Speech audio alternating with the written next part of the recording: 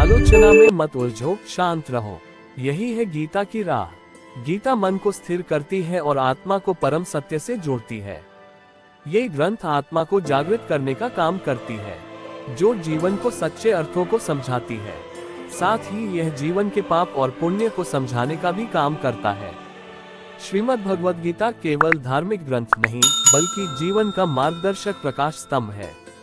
ये हमें सिखाती है कि जब संसार से भरोसा उठने लगे और भीतर टूटन महसूस हो, तब ईश्वर ही एकमात्र आश्रय है।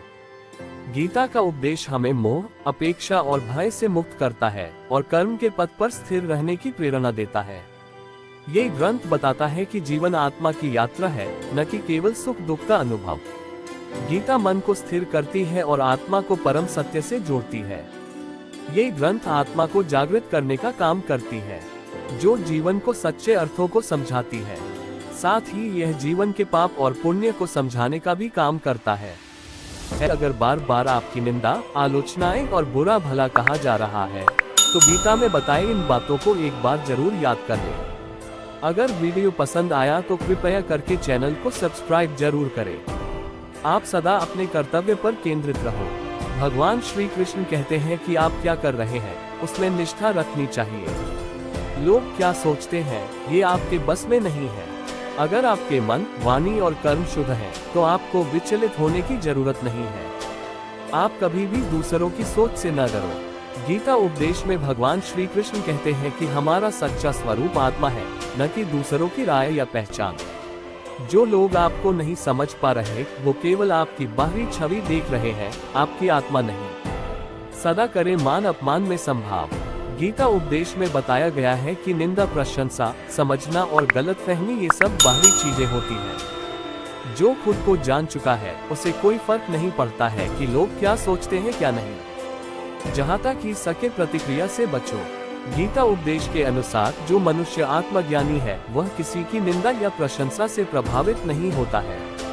वह किसी की आलोचनाओं पर कोई प्रतिक्रिया नहीं देता है। ऐसे में जब कोई बार बार आपको गलत समझता है, तब शांत रहना, समझाने का प्रयास करना और फिर भी यदि वह न माने तो ईश्वर पर छोड़ देना ही श्रेष्ठ है। अगर वीडियो पसंद आया तो कृपया करके चैनल को सब्सक्राइब जरूर करें। जब कोई न समझे तब भी अपने धर्म पर अडिग रहो। आज के समय में जब रिश्ते कमजोर हो रहे हैं और मन बेचैन रहता है, गीता एक सहारा बनती है। ये हमें सिखाती है कि बाहर की दुनिया चाहे जैसी भी हो, अगर मन भीतर से मजबूत है तो कोई हमें तोड़ नहीं सकता। श्रीमद् भगवद गीता एक ऐसा दीपक है जो अंधेरे में रास्ता दिखाता है। ये सिर्फ एक धार्मिक ग्रंथ नहीं, बल्कि ऐसा ज्ञान है जो जीवन की उलझनों को सुलझाने में मदद करता है। जब जीवन मुश्किलों से घिर जाता है, जब अपने भी समझ नहीं पाते, तब गीता का संदेश दिल को सुकून देता है।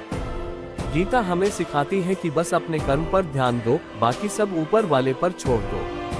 यही सोच हमें चिंता और तनाव से दूर ले जाती है। जब हम माया और मोह में उलझते हैं, तो अपना सच्चा स्वरूप भूल जाते हैं।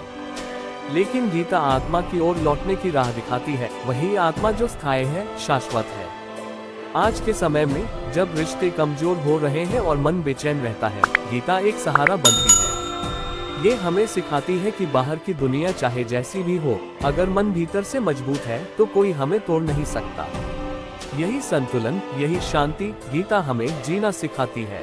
ऐसे में अगर आपके लाख कहने के बाद भी अगर कोई आपको नहीं समझ पा रहा है, वह आपको नजरअंदाज कर रहा है, तो गीता के उपदेश के माध्यम से आप अपने मन को शांत कर सकते हैं। अगर वीडियो पसंद आया तो कृपया करके चैनल को सब्सक्राइब जरूर करें।